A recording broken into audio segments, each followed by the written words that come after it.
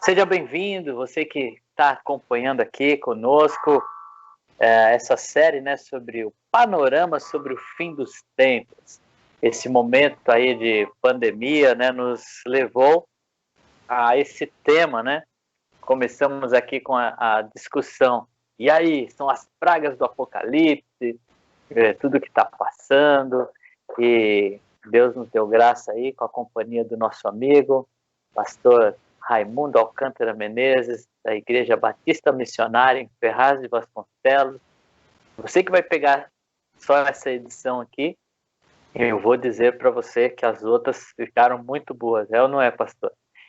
E o pastor Rai foi amigo de trabalho, né? Eu trabalhei 20 anos no mercado financeiro. Quantos anos o senhor trabalhou, pastor? Ao todo, foi também por volta disso, Elias. Graça e paz, né? Graça e paz, irmãos. Por volta de 20 e poucos anos também. Eu não me recordo agora exatamente, mas eu deduzo que foram 22, 23 anos. Eu comecei em fevereiro de 86, quando abriu a BMF. Olha, que coisa. Amém. Então nós estamos aqui com esse tema maravilhoso, ainda mais com esse olhar que o Espírito Santo deu ao nosso pastor aí, o pastor Raimundo, né, que sempre traz abrilhanta, né, trazendo esperança, né, nos colocando realmente no foco, olhando para Cristo, tirando o medo, o receio e mostrando algo maravilhoso. Na nossa primeira edição, pastor, eu quero recapitular aqui uma fala sua que realmente nos impactou, né? O Gênesis retrata ali o homem deixando o Éden, né? E o livro de Apocalipse retrata o inverso, né? O retorno, o homem voltando para o Éden, voltando para Deus, né? Quer falar um pouquinho, pastor, sobre isso, para a gente iniciar aqui? Depois eu queria retomar contigo alguns tópicos que ontem, né, não ficaram, a internet não nos ajudou, acabou cortando, e eu queria retomar contigo. Mas dá uma pinceladinha aí sobre esse panorama aí de Gênesis e Apocalipse. Amém. Bom, antes de qualquer coisa, é uma honra imensa estar aqui com o pastor Elias, com vocês do TBC Taboão, e é um privilégio muito grande poder estar participando desse momento com vocês, ainda mais com meu amigo, pastor Elias. Então, na realidade, sobre essa ideia, eu gosto muito de prestigiar aqueles que me abençoaram. Essa não foi uma ideia minha, eu aprendi isso com o pastor José Ribeiro Neto, durante o período que ele esteve na nossa igreja, em que ele se membrou, que eu recebi. Ele esteve conosco e me ajudou muito, foi um grande companheiro, e ele é um mestre em teologia, e ele deu aulas de Apocalipse, e em uma das aulas ele mencionou isso, e isso ficou marcado no meu coração. Eu sempre tive esse olhar positivo, de fato, para o Apocalipse, não só como um livro de castigo, mas como um livro de esperança. E então, quando ele falou isso, eu falei assim, eureka, que coisa fantástica. Eu quero acreditar que essa máxima que o pastor José Ribeiro Neto passou nas aulas e ali nos nossos diálogos, porque além da aula, né, eu e ele, a gente sempre tínhamos momentos de debater as riquezas e as pérolas. Então ali isso veio como uma flecha no meu coração, porque eu acredito nisso. Eu acredito que antes do castigo, Deus dá misericórdia, antes do castigo, Deus revela o seu amor. O castigo é o último estágio que, na realidade, Deus só executa por causa do nosso abandono. Porque, como eu mencionei na nossa primeira reunião, de fato, Deus não cria o inferno para o homem, e sim para o diabo e os seus demônios.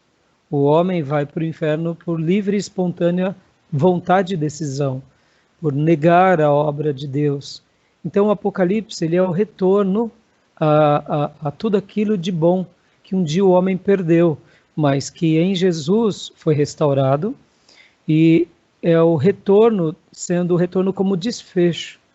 olha que interessante, até aproveitando esse ensejo introdutório, quando Jesus morre na cruz, tudo foi consumado. A nossa redenção foi consumada. O corpo nosso, que em breve ressuscitaremos, foi consumado. O domínio do ser humano sobre as trevas em Cristo foi consumado. O poder do diabo que ele exercia sobre a natureza e o ser humano foi neutralizado e destruído. A cruz é o marco, e a morte de Jesus na cruz é o marco. Mas no relógio de Deus, ainda estamos aguardando o grande desfecho. Então o Apocalipse é o começo do desfecho. Desfecho do que? Da condenação? Não. Desfecho da redenção, da esperança, de uma nova vida. Então, essa máxima que eu aprendi com o Ribeiro, eu quero acreditar que é uma máxima que faz com que a gente tenha um olhar com esperança, como em tudo no Evangelho, olhar com esperança. Amém, pastor. E aqui já fica uma grande lição nessa fala aí, pastor, aquilo que eu tenho aprendido, né, de dar honra a quem tem honra, de não tomar aquilo que Deus deu para outro como se fosse nosso. Então você fez questão de citar a fonte aí, né, de onde veio, e fica aí como uma aplicação para as nossas vidas, né? Não temos problema, né, em usar nada que Deus revelou a outro, mas vamos citar, né, dar honra e não tomar para nós aquilo que não foi nos revelado, né, não nos foi dado. Nós encerramos a live lá com muita dificuldade, na hora que começou a falar. O senhor estava falando sobre o quadro, né? Que quadro é esse, né? Que nosso coração ficou aqui desejoso de entender, ainda você ficou aí retratando, fazendo, e ficamos só com igual aquela figurinha que fica a pessoa fazendo libras, né? E a gente ficou só com suas libras, mas a gente quer entender um pouco mais, pastor. Que quadro é esse e a importância dele? Olha só, assim, eu estava falando, né, sobre a maneira em que o Evangelho, Deus vai nos permitindo ver a grandeza do verdadeiro Evangelho na diferença do simples e do simplismo, e mostrando que Deus ele faz questão de quebrar os paradigmas na nossa vida, se revelando de forma simples, mas nem menos excelente. É simples, mas é excelente.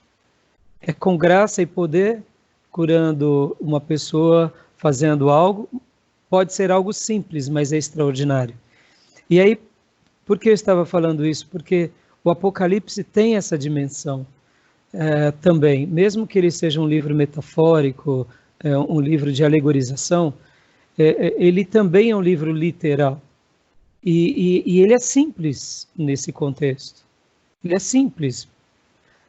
Então, quando a gente pega e começa a fazer uma leitura, de fato, o que Deus está revelando é simples, não é muito complexo. Talvez a complexidade é a gente entender aquele quadro maior ou aquele panorama, né?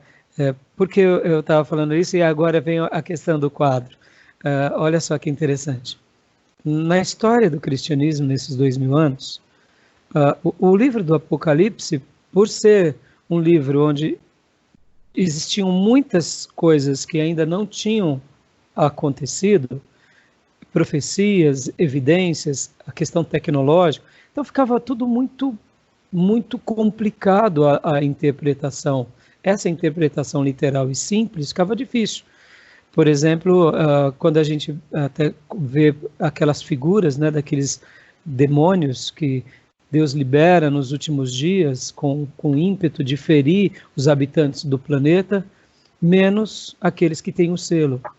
Aquela descrição é uma descrição praticamente de um filme hollywoodiano, uma cena cinematográfica de Spielberg. Então, assim, ficava difícil Lutero, Calvino, Spurgeon, Wesley, Whitefield ler aquilo e falar, meu, que é isso? Isso daqui dá uma ideia mitológica. Hoje não. Com a tecnologia, com os aviões, com os tanques de guerra, com os soldados robô, e com toda a sua tecnologia, não é nem um pouco diferente Basta a gente ver, por exemplo, O Exterminador do Futuro, né? O Exterminador do Futuro, né? Aquele filme clássico. Quando a gente começa a ver, e a gente começa a ver a ciência e todo esse aparato de tecnologia, então a gente fala assim, uma hora um soldado desse aí, carregado de capeta, começar a fazer algumas atrocidades, pode ser isso daqui. Então, ou seja, né, a complexidade dos nossos irmãos do passado de ler era difícil. Mas para nós hoje, no contexto científico, na evolução humana e tecnológica, tudo muito simples, né?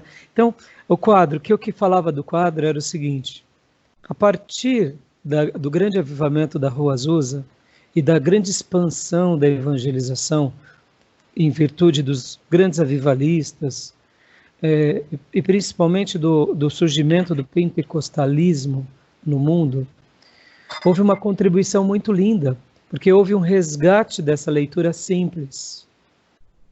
Então, o que acontece? Podem ver que a maneira, inclusive, que o povo de Deus interpretava o Velho Testamento, ele muda a partir da Primeira e da Segunda Grande Guerra Mundial. Quando os nossos irmãos Wesley, Spurgeon, Whitefield, esses grandes avivalistas do passado, eles começavam a pregar e falar de Deus de uma forma simples e totalmente cristocêntrica e bíblica, eles tinham um enfrentamento muito grande, porque nos dias dele o humanismo, a ciência estava no seu apogeu.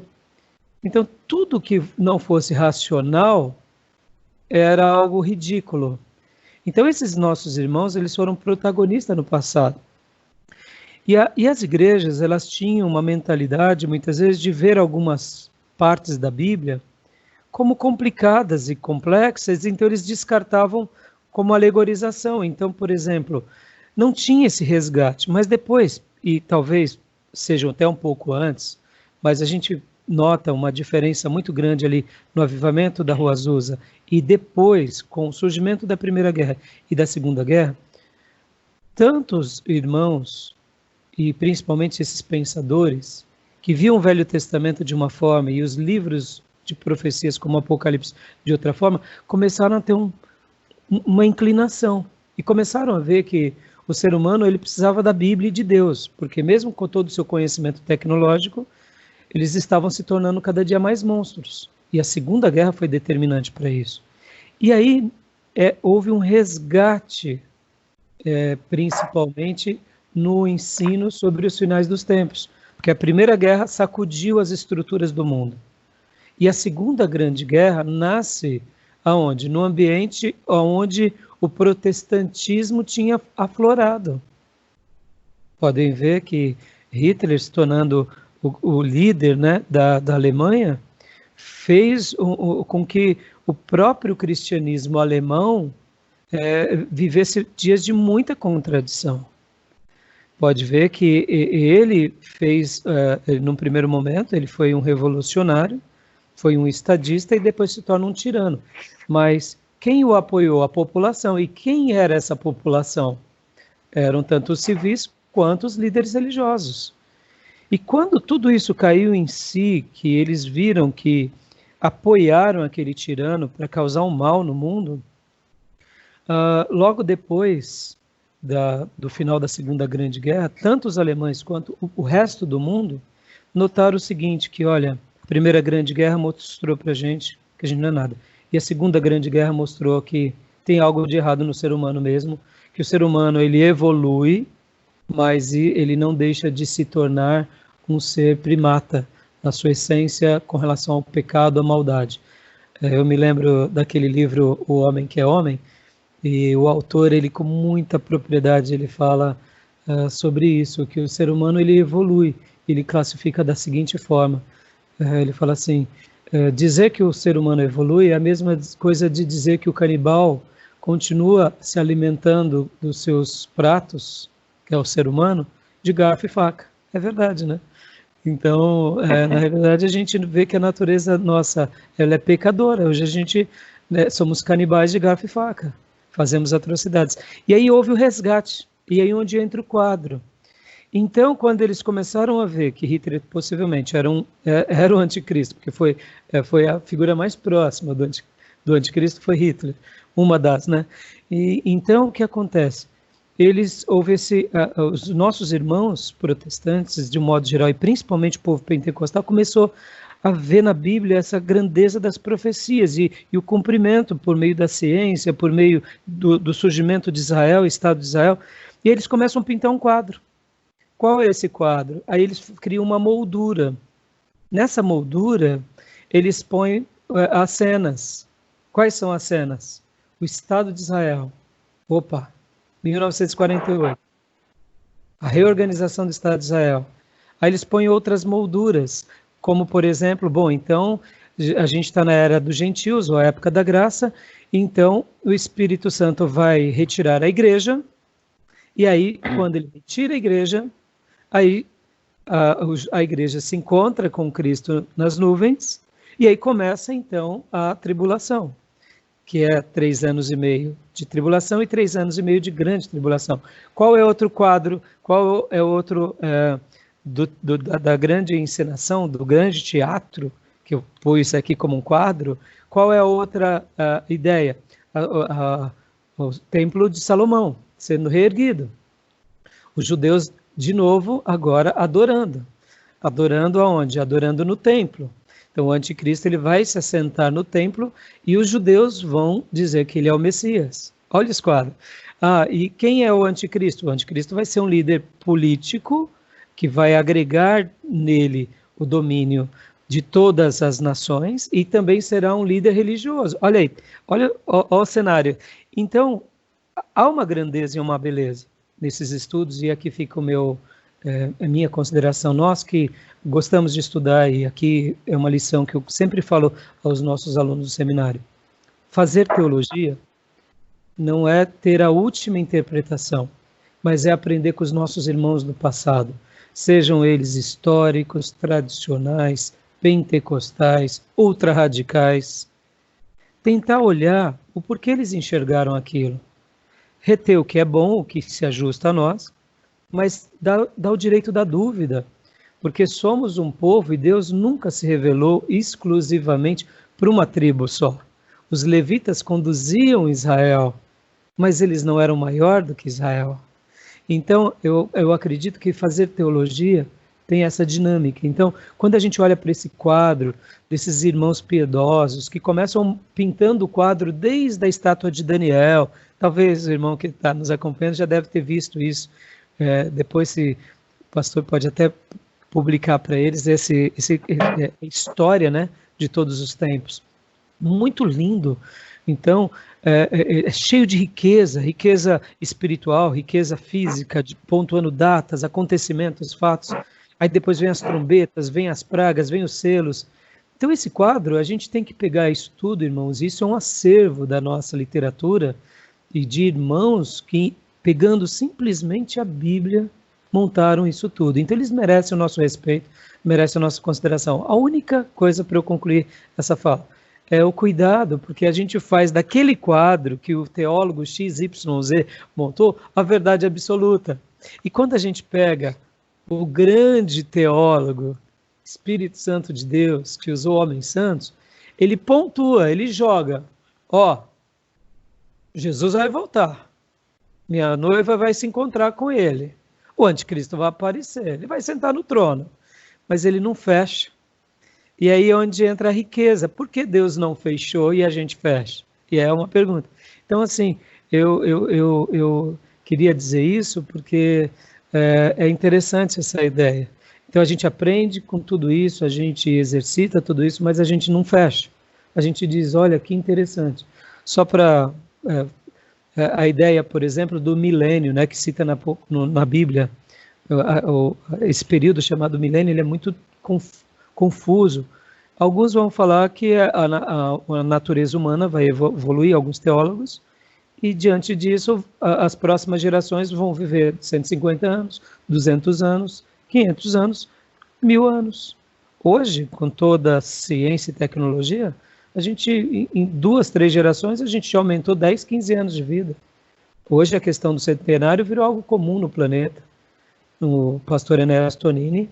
Eu tive a honra de sentar com ele na mesa do seminário até os 101 anos de idade, ou seja, é uma coisa incalculável. Nós nos sentávamos no seminário e muitas vezes ele ainda nos ensinava aos 101 anos. Ou seja, eu tive a honra de viver com um centenário lúcido, competente. Então, quer dizer, será que realmente o milênio não pode ser um período em que Deus permita para nós seres humanos isso? Pode. Mas então, assim, o quadro é legal, é lindo, é maravilhoso, deve ser considerado, mas não deve ser tido como a última revelação de Deus na Terra, no pastor tal ou no teólogo tal. Pastor, diante com esse pano de fundo aí da Segunda Guerra, da Alemanha, eu acho que dá para a gente destacar aqui um pouco do que a gente falou, né, na live passada, sobre a luz, né, brilhando em meio às trevas. E aí a gente vê como Deus é Senhor da igreja, né, o Espírito Santo atuando, que em meio a tudo isso, né, tinha lá os cristãos fiéis, né, que protegeram, salvaram, né, que na história mostra aí muitos casos, né, de alemães que estavam ali sobre o governo de Hitler, sobre esse governo opressor, e quantos, né, ampararam, levaram judeus para fora, outros guardaram em suas propriedades, né, mais uma vez mostrando aí que por maior que seja a calamidade, a situação, a densidade das trevas, haverá sempre espaço para a luz que não pode ser sufocada. Sim. E falando sobre selo, pastor, me veio aqui, né, o texto de 1 Coríntios 10:13, que diz: não sobreveio sobre vocês tentação que não fosse comum aos homens, e Deus é fiel, né, e Ele não permitirá que vocês sejam tentados além do que podem suportar. Mas quando forem tentados, Ele lhes providenciará um escape para que possam escapar. Então, de certa forma, né, a Bíblia fala de diversos selos, o selo do Espírito Santo que está sobre as nossas vidas, mas nesse tempo difícil, né, haverá um selo específico que eu creio que, fundamentados, né, nessa palavra, seria condição para aqueles que viverem nesse momento, né, de grande tribulação suportar. E é interessante a narração do Apocalipse, porque é como se fizesse uma pausa, né? Está lá a voz vindo dando ordem para que os anjos saiam com as taças, tal. Não, para. Primeiro vai lá, sela os meus escolhidos, né? Agora sim, agora você pode ir. Então, esse cuidado de Deus, né, com a igreja fica bem ressaltado. E quando a gente fala desse selo, né, especial que terá no fim aí, é realmente o cuidado de Deus conosco, né, a sua igreja, as suas ovelhas. Sim, né, você citou bem a lembrança dos nossos irmãos cristãos alemães, inclusive, Elias, Dietrich Bonhoeffer, né, foi um desses pastores que, um grande teólogo, um grande pensador, e que quando Hitler ele começa as suas perseguições, ele é uma voz profética contra Hitler, né? E, é claro, existiram muitos irmãos que não concordaram, que não compactuaram, e muitos outros pastores, né? A história mostra, né, que Deus sempre separa os seus. Aquela ideia do profeta Elias: Senhor, eu estou sozinho. Não, tem mais 7.000. E essa sua citação sobre esse período, né, dos selados, é muito linda, porque olha que interessante, lá no Apocalipse a gente mencionou na nossa última live sobre os 144.000. Mas os 144.000 estarão sob o cuidado de 2 testemunhas, que também são selados. A gente não pode afirmar, mas a impressão que dá é que é Elias e Moisés. Mas aí a incógnita tá, mas Elias foi arrebatado. Moisés, o corpo, foi levado pelo anjo. Mas será que é Elias e Moisés? Então, não dá para a gente saber. Será que é Elias e Enoque? Opa, 2 arrebatados na história. Pode ser. Então, assim, os mistérios não dá para a gente fechar quem é. Mas a Bíblia fala que serão 2 testemunhas, que possivelmente virão na autoridade e não são desses 2 profetas, na semelhança de João Batista. O que eu acredito? Que não é Elias, que não é Enoque. Eu acredito. Eu gosto de colocar assim, a minha opinião, possível opinião, eu acredito que serão 2 filhos de Deus contemporâneos, cheios da graça e do poder, na mesma autoridade que foi João Batista, quando começou a fazer o seu trajeto, preparando o caminho para a vinda do Cordeiro. E então, em outras palavras, essas 2 testemunhas virão na autoridade, possivelmente na unção de Moisés, e na autoridade e na unção de Elias, como João Batista. João Batista não é a reencarnação e nem é o Elias que volta, mas ele é o filho de Zacarias e de Isabel que nasce, sumo sacerdote magnífico, que vai restaurar Israel para a vinda do Messias, vai preparar Israel para o noivo. E é aí onde entra aquele grande avivamento que a gente falou, dessas 2 testemunhas, 144 mil, e do povo seguindo esse grande comando. Olha que interessante. E todos eles serão selados. E todo filho de Deus será selado. E o texto que você acaba de ler é magnífico. E aqui eu queria abrir um parênteses, né, sobre isso. Eu tive o prazer e a honra de dar aula lá na sede da Comunidade da Graça pelo Seminário Teológico Batista Nacional Ernesto Nini, que eu lecionei durante muito tempo lá. Então, eu tive a honra de estar lá. Uma classe brilhante, uma igreja singular. Você conhece a história, eu tenho muito amor e respeito por essa igreja e pelos pastores. Enquanto eu estava ali naquela classe, um dia, numa das minhas aulas, eu toquei nesse assunto, sobre a volta de Jesus, etc. e tal. E até um dos pastores ali presente, porque a classe era composta de pastores, de esposa de pastores, a esposa dos fundadores.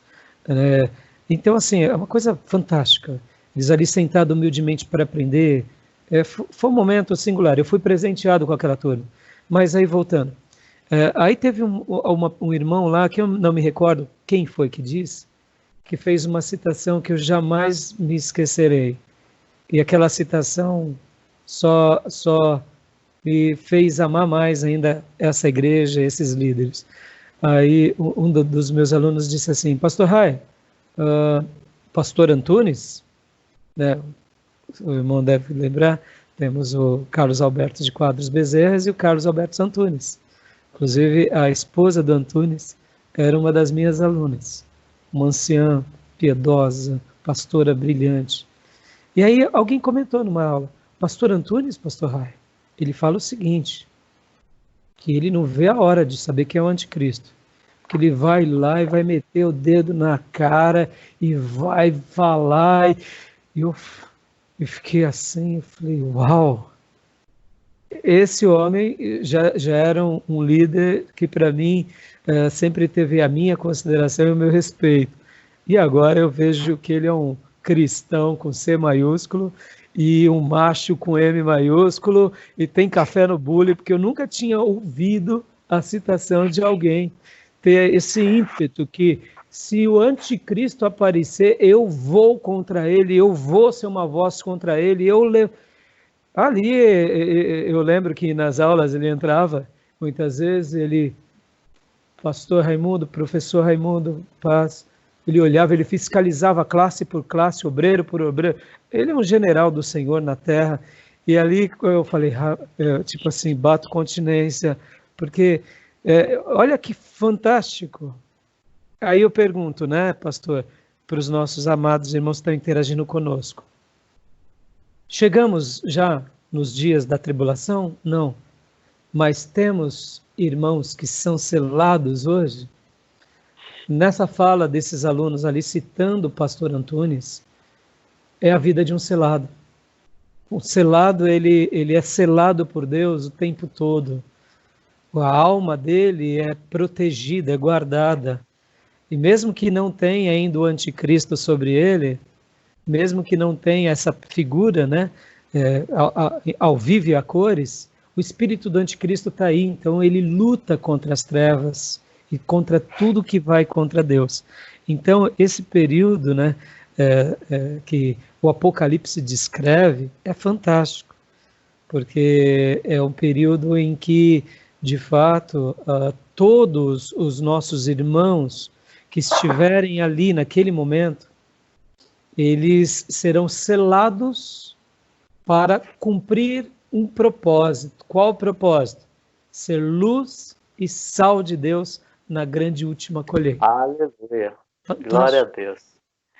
Pastor, diante disso, né, há um comentário, né, que às vezes toma força quando nós olhamos reportagem, né, dos nossos irmãos que se tornam mártires, principalmente nessa época aí, nossos irmãos na África, né, que nós vemos a perseguição, muitos sendo mortos, até queimados, né, que eu não sei porque esses assuntos não vêm na mídia, né, mas a gente recebe vídeos aqui de realmente essa perseguição no Oriente Médio também, né, que nós vemos dos cristãos, e aí aquela fala, né, se fosse no Brasil, o pessoal não ia resistir. Se fosse aqui, eu queria ver. Somos acomodados uma coisa e outra. Eu vou expressar também aqui a minha opinião particular, com base, é claro, nas escrituras, né, na história da igreja. Se fosse no Brasil a perseguição de realmente as pessoas serem perseguidas ao ponto de serem mortos por pregar o evangelho, será se o brasileiro voltaria atrás? A minha opinião é essa. Não. É a igreja de Jesus. A mesma agora falando sobre o selo, falando sobre esse texto. Se fosse no nosso contexto, somos igreja, somos filhos de Deus, também passaríamos por isso. Com certeza, morreríamos também sem deixar de pregar o evangelho. Por quê? O sumo pastor é a mesma igreja, né? Lá é um cenário, lá é um contexto, aqui é outro, mas o Deus que governa e que dá fé, porque senão nós estaríamos atribuindo isso a uma etnia, né? Essa Sim. fé, essa coragem, na verdade ela vem de Deus. É Deus que capacita os santos. Puxa, se tivéssemos essa intensa perseguição, com certeza teríamos aqui exemplos no Brasil, em qualquer lugar do mundo, né? Porque nós somos de uma nova natureza, uma natureza espiritual. Nós somos transformados pelo novo nascimento, como disse Jesus, né? Nascemos de novo. Nós somos esses cidadãos que realmente peita, né, aquilo que é errado, que se dá a cara para bater. E eu não tenho dúvida que se fosse no nosso país, com certeza estaria aí a igreja de pé, batalhando como foi em toda a história, né? Porque nós recebemos aí o Espírito Santo que nos selou e nos capacitou para qualquer desafio. Agora, retomando aqui, pastor, dentro desse contexto, né, de mártires, estamos falando aqui de testemunhas, essas testemunhas, elas terão aí, né, autoridade, poder e unção ao ponto de ninguém poder ir contra eles, né?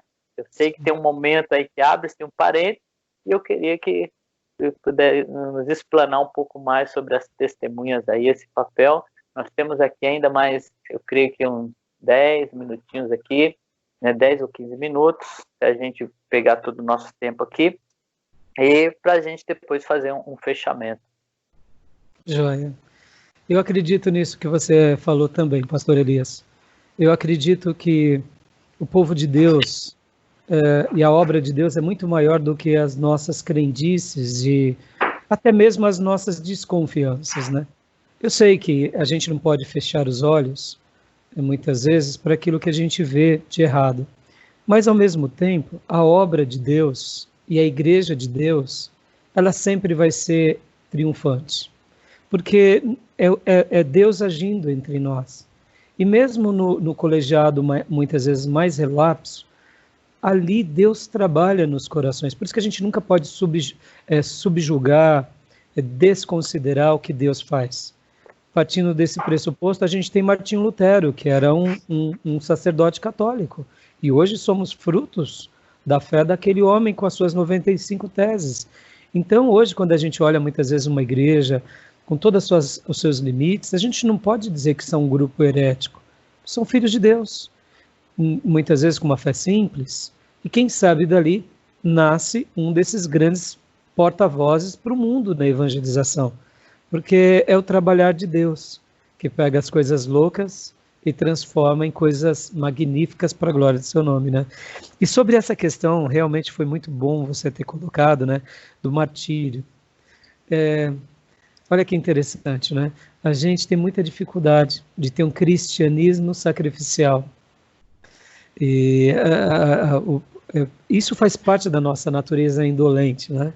Eu lembro que eu tive o prazer e a honra de fazer um MBA lá na FGV, e uma das nossas professoras falava assim que a nossa natureza ela era indolente.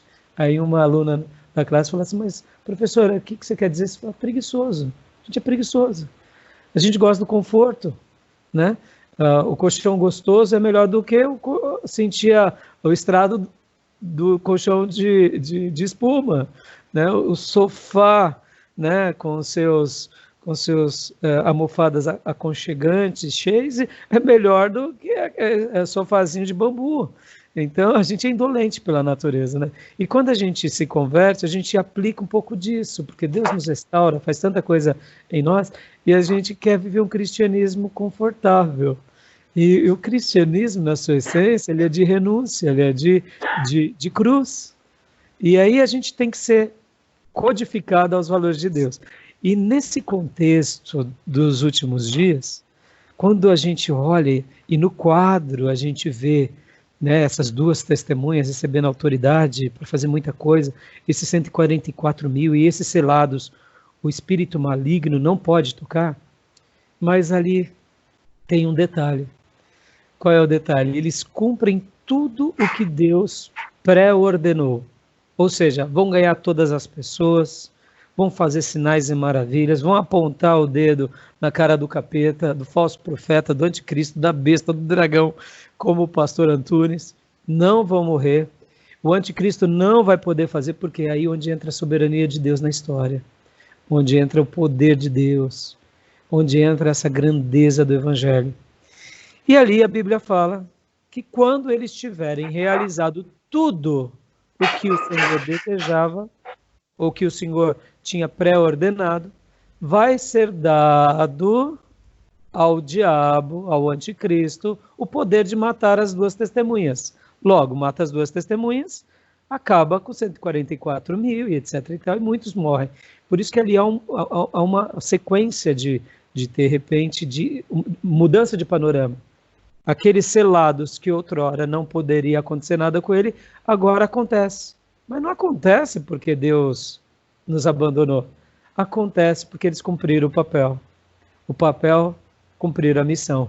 Na semelhança de João Batista. Ó, que glória!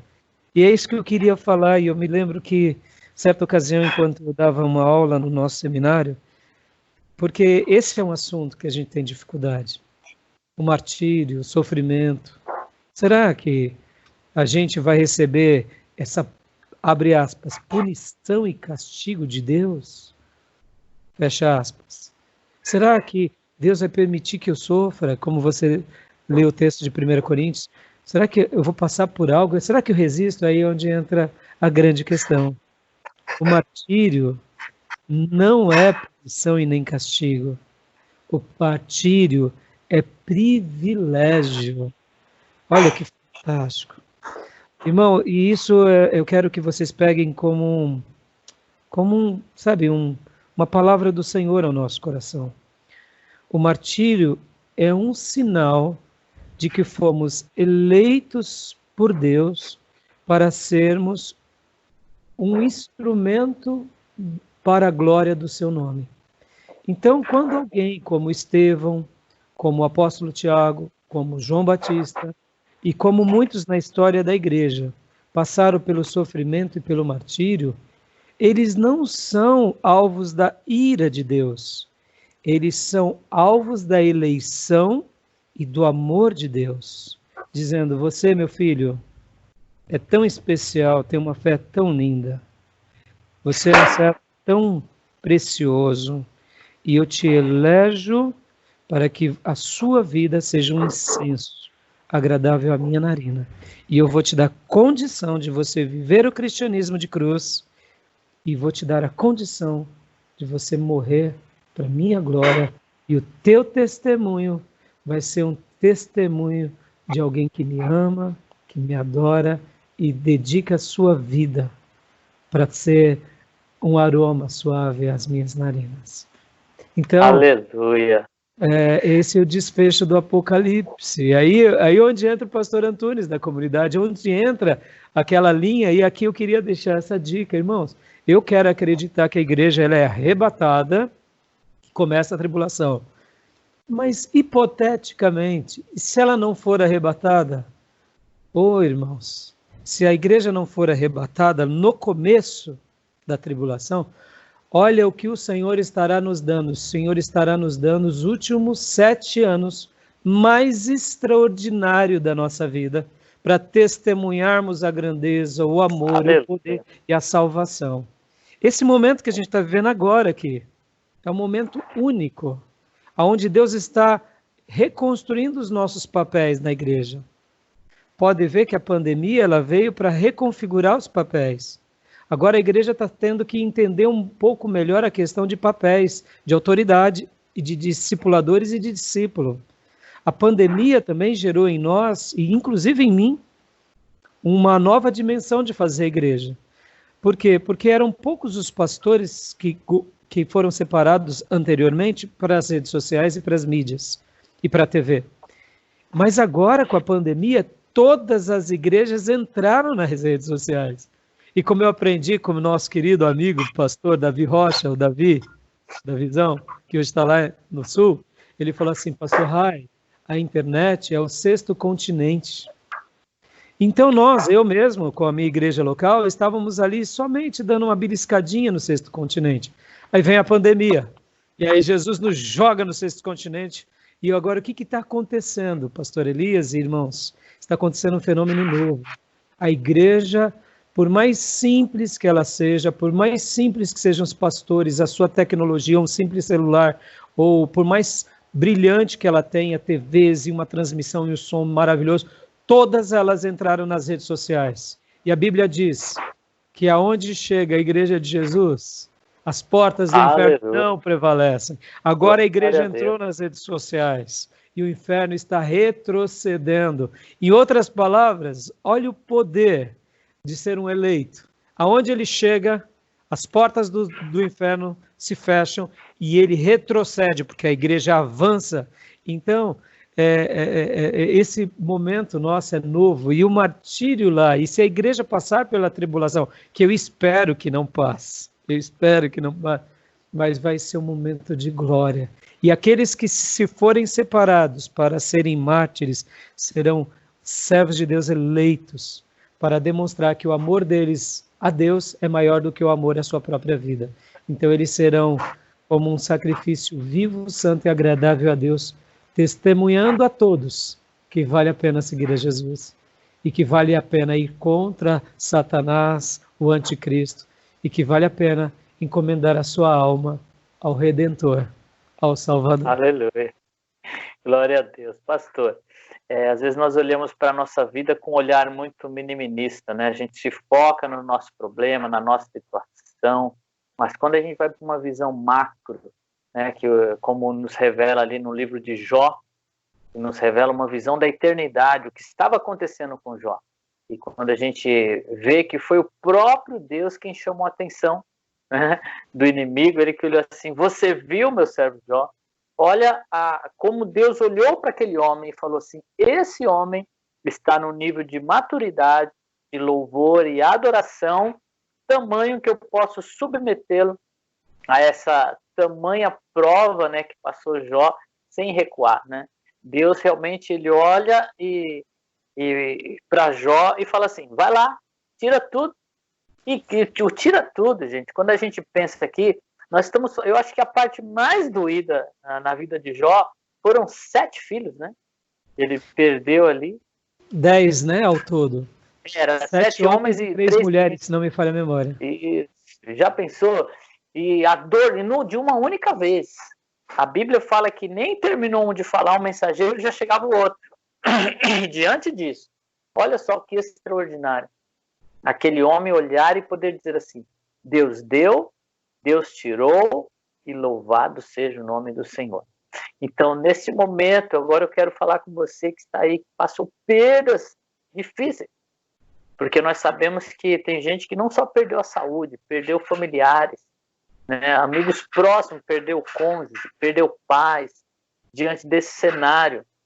E agora aqui, ó, diante de tudo isso que nós falamos aqui, que haja fé no seu coração, para olhar para toda essa situação e não ficar pensando assim, puxa, Deus levou meu pai, levou alguém da minha família, um querido, você dizer assim, como Jó, Deus deu, Deus tirou, e louvado seja o nome do Senhor.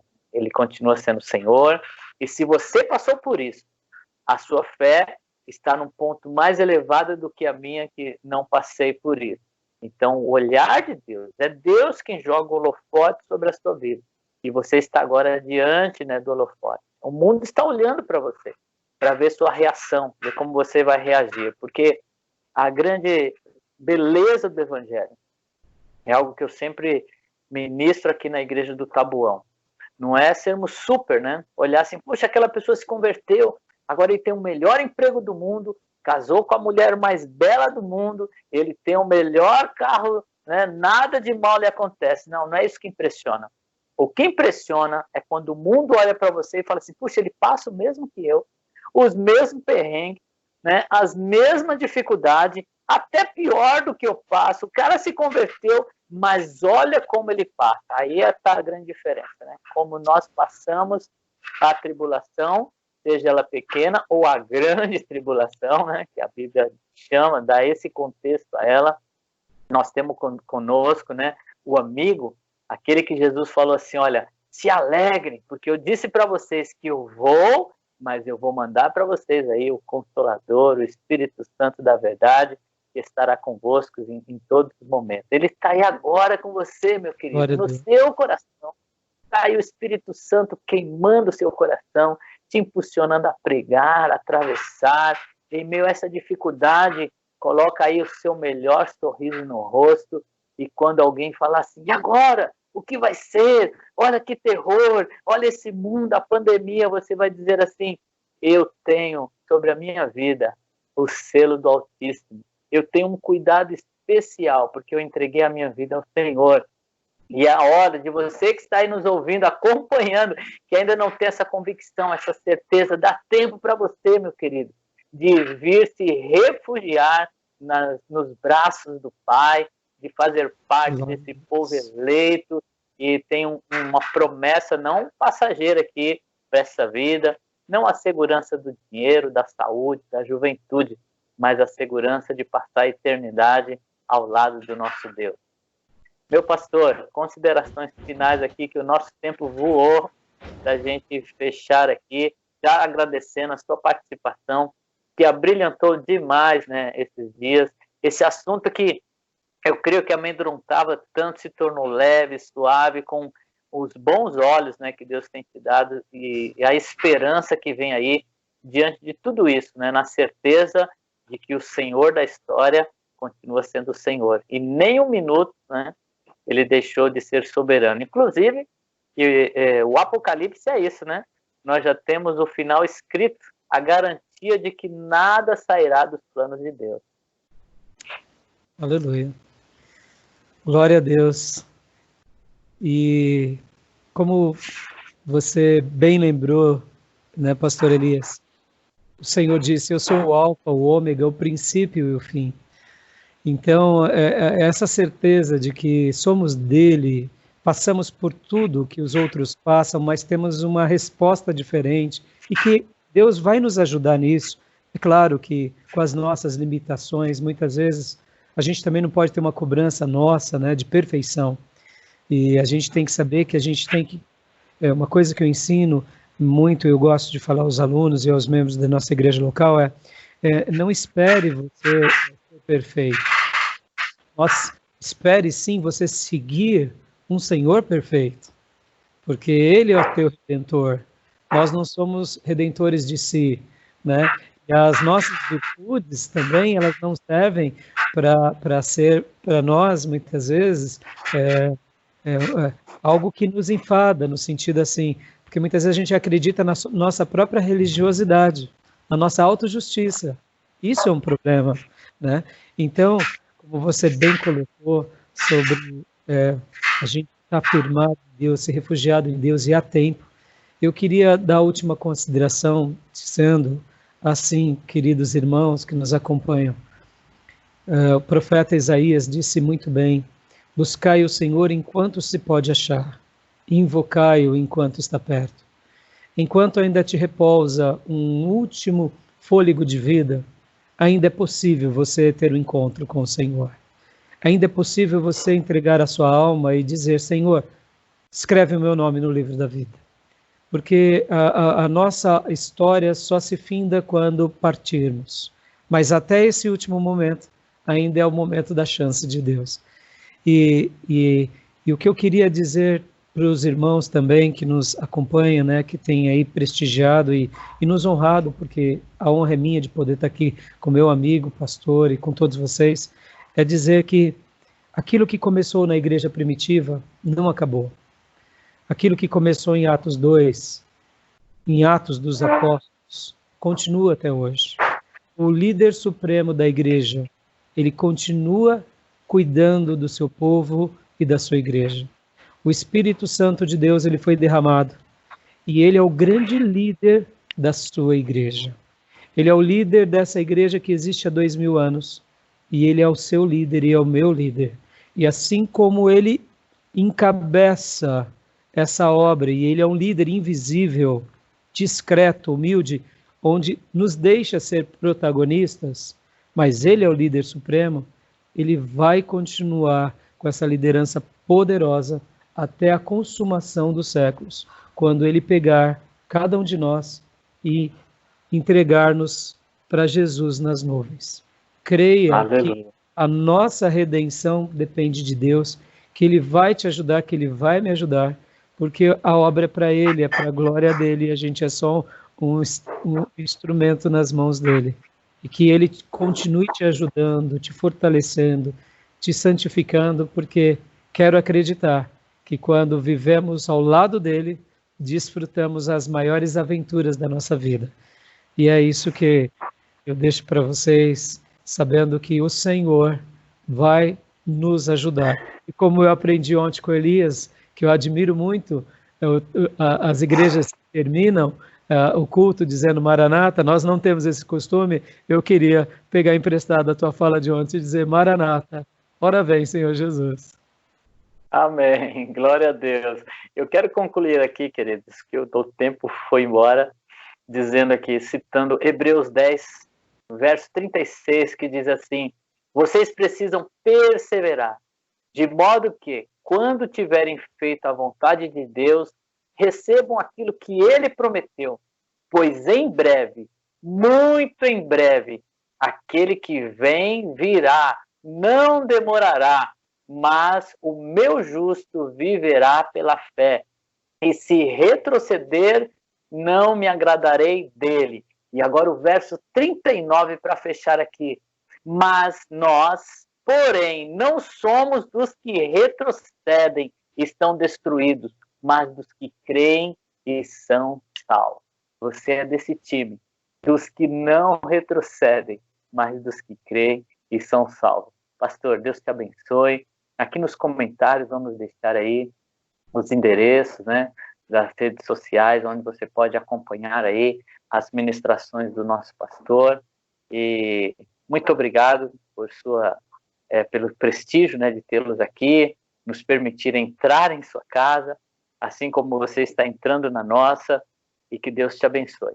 Firme com Jesus. Obrigado, pastor. Deus abençoe a todos. Eu que agradeço.